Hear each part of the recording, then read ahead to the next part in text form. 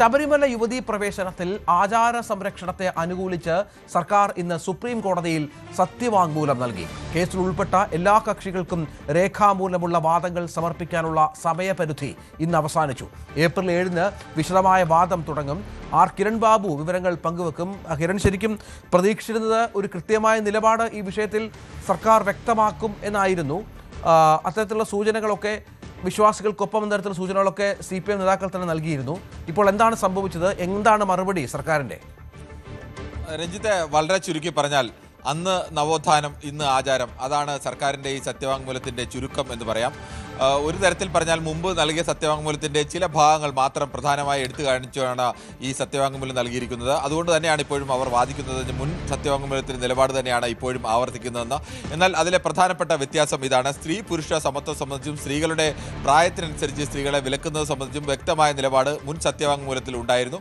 അതിനോടൊപ്പം ആചാരങ്ങളെ സംബന്ധിച്ച വിഷയമായതിനാൽ ആചാരങ്ങളുമായി ബന്ധപ്പെട്ട ഇതിൽ ജ്ഞാനമുള്ള ആളുകളുമായും അതോടൊപ്പം തന്നെ സ്വതന്ത്രമായ നിലപാടുകൾ സ്വീകരിക്കാൻ കഴിയുന്ന അഴിമതിരഹിതരായ ആളുകളുമായും ചർച്ച ചെയ്ത് തീരുമാനം എടുക്കാം എന്നുള്ള നിലപാടുണ്ടായിരുന്നു. അതിൽ സ്ത്രീ പുരുഷ സമത്വം സംബന്ധിച്ചും സ്ത്രീകളുടെ പ്രായം സംബന്ധിച്ച് വിവേചനമാകാമോ അത്തരം കാര്യത്തിലുള്ള നിലപാടുകളൊന്നും ഈ പുതിയ സത്യവാങ്മൂലത്തിൽ വ്യക്തമാക്കിയിട്ടില്ല. പുതിയ സത്യവാങ്മൂലത്തിൽ പറയുന്നത് ഇതാണ്: ശബരിമലയ്ക്കുള്ള പ്രവേശനം വർഷങ്ങളായി പിന്തുടരുന്ന ഒരു ആചാരമാണ്, ജനങ്ങൾ അംഗീകരിച്ച വിശ്വാസവുമായും മൂല്യങ്ങളുമായും ബന്ധപ്പെട്ടിരിക്കുന്നുവെന്നും ഈ വിഷയത്തിൽ ഹൈക്കോടതി ഒരു വിധി നിലനിൽക്കുന്നുണ്ടെന്നും കണക്കിലെടുത്ത് ഹിന്ദുമതത്തിൽ ആധികാരിക അറിവുള്ള പ്രഗത്ഭരായ പണ്ഡിതന്മാരും പ്രശസ്തരും അഴിമതി രഹിതരുമായ സാമൂഹ്യ പരിഷ്കർത്താക്കളുടെയും അടങ്ങുന്ന ഒരു ഉചിതമായ കമ്മീഷനെ നിയോഗിക്കാൻ ഈ ബഹുമാനപ്പെട്ട കോടതിയോട് അഭ്യർത്ഥിക്കുമെന്ന് സർക്കാർ കരുതുന്നു. ഇതാണ് സർക്കാരിൻ്റെ നിലപാടായി പറയുന്നത്. മുൻ നിലപാടിൽ നിന്ന് ഇപ്പോൾ ഒഴിവാക്കിയ പ്രധാനപ്പെട്ട ഭാഗങ്ങൾ: യുവതീ പ്രവേശനം വിലക്കണോ വേണ്ടയോ എന്നുള്ള ഭാഗത്ത് ഏതെങ്കിലും തരത്തിൽ വിലക്കണമെന്നുള്ള അഭിപ്രായമോ പറയുന്നില്ല, വിലക്കുന്നില്ല എന്നുള്ള അഭിപ്രായമോ പറയുന്നില്ല. അതുകൊണ്ട് തന്നെ വേണമെങ്കിൽ സാങ്കേതികമായി ഞങ്ങൾ ഈ വിഷയത്തിൽ ഒരു ടേൺ അടിച്ചിട്ടില്ല എന്ന് സർക്കാരിന് വേണമെങ്കിൽ പറയാം. പക്ഷേ വാദത്തിൻ്റെ ഘട്ടത്തിൽ കോടതിയിൽ തീർച്ചയായും പറയേണ്ടി വരും, നിങ്ങൾ യുവതികളെ പ്രവേശിപ്പിക്കുന്നതിന് അനുകൂലമാണോ അല്ലയോ എന്നുള്ളത്. പക്ഷേ അതോടെ ഒരു തന്ത്രപരമായ നീക്കം സർക്കാരിൻ്റെ ഭാഗത്തുനിന്നുണ്ട്. ഏപ്രിൽ 7-ന് വാദം തുടങ്ങുമെന്നൊക്കെ പറയുമ്പോഴും സാധാരണഗതിയിൽ സർക്കാരിന് ഈ വാദം സുപ്രീം കോടതിയിൽ അവതരിപ്പിക്കേണ്ട ഘട്ടം വരുമ്പോഴേക്കും അത് തെരഞ്ഞെടുപ്പ് കഴിഞ്ഞിരിക്കും. തെരഞ്ഞെടുപ്പ് കഴിഞ്ഞ് അത്തരം ഒരു വാദം സർക്കാരിനെ അവതരിപ്പിക്കുന്നതിന് ഏതെങ്കിലും തരത്തിൽ തെരഞ്ഞെടുപ്പിനെ ബാധിക്കുന്ന ഒരു പ്രയാസം ഉണ്ടാവുന്നില്ല. അതുകൊണ്ട് തന്നെ വളരെ തന്ത്രപരമായി യുവതികളെ പ്രവേശിപ്പിക്കാമോ പാടില്ലയോ, 10 വയസ്സിനും 50 വയസ്സിനും ഇടയിലുള്ള യുവതികളെ പ്രവേശിപ്പിക്കുന്നത് ശരിയാണോ തെറ്റാണോ എന്ന് പറയുന്നില്ല. സ്ത്രീകളുടെ ശാരീരികമായ ഏതെങ്കിലും ക്രമത്തിൻ്റെ പേരിൽ സ്ത്രീകളുടെ ആരാധനാ സ്വാതന്ത്ര്യം നിഷേധിക്കുന്നത് ശരിയാണോ തെറ്റാണോ എന്ന് പറയുന്നില്ല. സ്ത്രീകൾക്കും പുരുഷനും തുല്യമായ ആരാധനയ്ക്ക് അവകാശമുണ്ടായിരുന്നു എന്ന് മുമ്പ് പറയുന്നെങ്കിൽ സ്ത്രീയാണ് പുരുഷനാണ് എന്നതിൻ്റെ പേരിൽ ആരാധനാ അവകാശങ്ങൾ നിഷേധിക്കപ്പെട്ടിരുന്നത് ശരിയല്ല എന്നുള്ള നിലപാടുണ്ടായിരുന്നെങ്കിൽ ഇപ്പോൾ ആ കാര്യത്തെക്കുറിച്ച് പൂർണ്ണമായും മൗനം പാലിക്കുന്നു.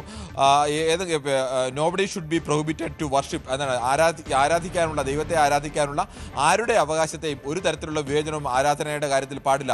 അത് സ്ത്രീയെന്നോ പുരുഷനെന്നോ അല്ലെങ്കിൽ സ്ത്രീകൾക്ക് ഏതെങ്കിലും ശാരീരികാവസ്ഥ, ആർത്തവോ മറ്റേതെങ്കിലും ശാരീരികാവസ്ഥയുള്ള കാലമോ അങ്ങനെ ഏതെങ്കിലും ഒരു തരത്തിൽ വിവേചനം പാടില്ല. ആരൊക്കെ ആരാധിക്കാൻ ആഗ്രഹിക്കുന്നു അവർക്കെല്ലാം, ഏത് വിശ്വാസിക്കും ആ ആചാരം അത് അവർക്ക് ആരാധിക്കാനുള്ള അവകാശമുണ്ട് എന്നുള്ള ഉറച്ച നിലപാടായിരുന്നു. അതാണ് നമ്മൾ തുടക്കത്തിൽ പറഞ്ഞത്. അന്ന് നവോത്ഥാന മൂല്യങ്ങളിലൂന്നിയ ഉറച്ച നിലപാടായിരുന്നു ഇടതു സർക്കാരിന് ഉണ്ടായിരുന്നെങ്കിൽ ഇന്നിപ്പോൾ ഇടതു സർക്കാർ നൽകിയിരിക്കുന്ന സത്യവാങ്മൂലത്തിൽ മുൻ സത്യവാങ്മൂലത്തിൽ നൽകിയിരുന്ന ഒരു ഭാഗം മാത്രം പ്രൊജക്ട് ചെയ്തുകൊണ്ട് ഇത്തരം വിഷയം നമുക്കറിയാം. സർക്കാരിൻ്റെ മുന്നിൽ ഈ വിഷയത്തിൽ ഒരു നിലപാട് മാറ്റത്തിലേക്ക് അവരെ പ്രേരിപ്പിക്കുന്ന ഒരു ഘടകമെന്ന് പറയുന്നത് തെരഞ്ഞെടുപ്പാണ്. നിയമസഭാ തെരഞ്ഞെടുപ്പിൽ ഇതുമായി ബന്ധപ്പെട്ട് സർക്കാർ സ്വീകരിക്കുന്ന നിലപാട് വളരെ പ്രധാനമാണ്, വളരെ ക്രൂഷ്യലാണ്, പ്രത്യേകിച്ചും ഒരു ജീവൻ മരണ പോരാട്ടമായുള്ള അവസരത്തിൽ. അപ്പോൾ ഈ തെരഞ്ഞെടുപ്പിന് ശേഷമായിരിക്കും ഇതുമായി ബന്ധപ്പെട്ട വാദങ്ങളടക്കം. ഞാൻ മനസ്സിലാക്കുന്ന ഏപ്രിൽ 7-ഓടുകൂടി ഈ വാദങ്ങൾ ആരംഭിക്കുമെന്നുള്ളതാണ്. അപ്പോൾ തെരഞ്ഞെടുപ്പിന് മുമ്പ് തന്നെ അത്തരം എന്തെങ്കിലും ഒരു നിലപാട്, കുറച്ചുകൂടി വ്യക്തമായ നിലപാട് സർക്കാരിന് അവതരിപ്പിക്കേണ്ടി വരുമോ എന്നുള്ളതാണ് ഒന്ന്.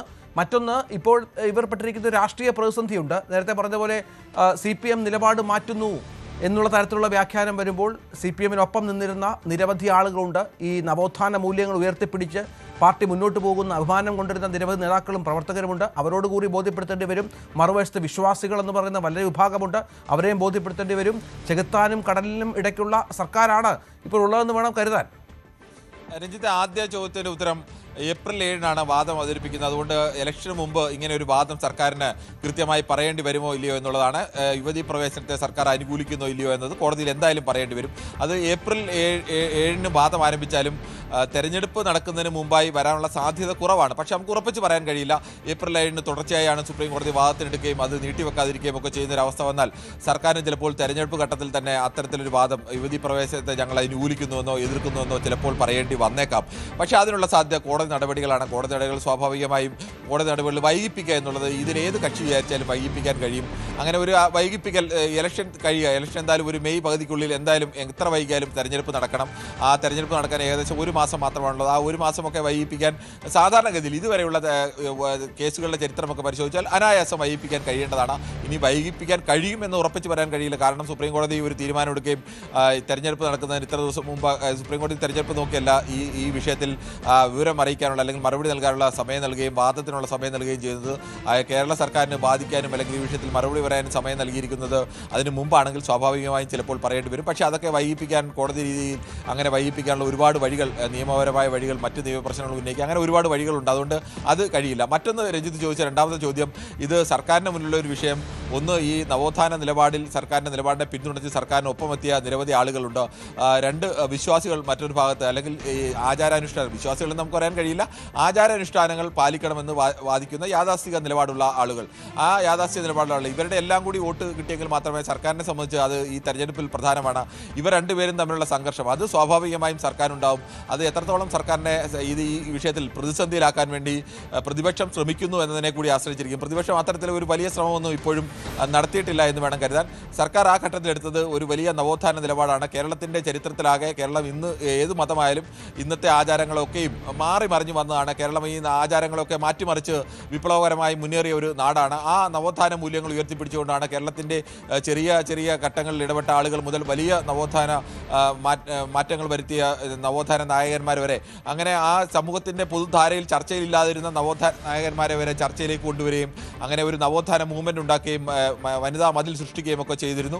അന്ന് ഈ നവോത്ഥാന നിലപാടിന് ഒരു ഭാഗത്തു നിന്ന് കടുത്ത എതിർപ്പും മറുഭാഗത്തു നിന്ന് വലിയ പിന്തുണയും ഒക്കെ ലഭിച്ചിരുന്നതാണ്.